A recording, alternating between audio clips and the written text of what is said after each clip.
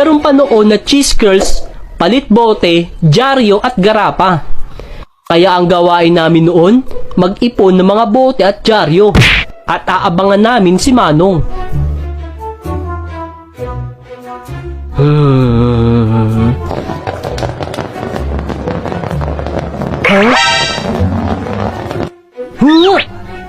Bote, dyaryo, garapa, kayo dyan. Ma, may bote pa ako sa ilalim ng lamesa, yung ketchup. Eto na po, Manong. Oh, eto na, bata. Nyam, nyam, nyam, nyam, nyam, nyam, nyam.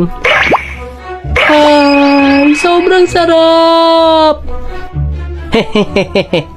Nakakamiss yun ah. Napakadami pang chichirya na paborito noon ng mga batang 90s. Pero, bukod sa chichirya, marami din tayong alaala sa mga paborito nating candy. Katulad ng Stay Fresh. Bukod sa masarap to, paborito din namin tong palutangi sa mga bibig namin.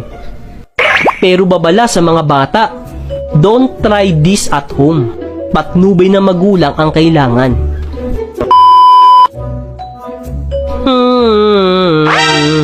Huh? Uy, anong ginagawa nyo? Nagpapalutang kami ng Stay Fresh, patagalan. Wow, paano yan? Ganto lang yan. Lagay mo lang sa bibig mo at hipan mo hanggang sa lumutang.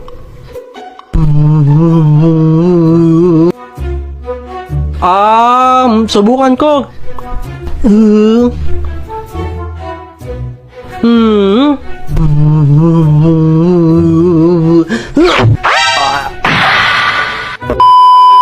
At isa sa mga paborito namin ay yung Mikmik. Kadalasan nabibili ito sa labas ng mga elementary school. Pabiling Mikmik. Hehehe, masarap to. Kaya mo sipsipin ang Mikmik ng diretso? Ha? Sino ka ba? Madali lang yan. Sige nga.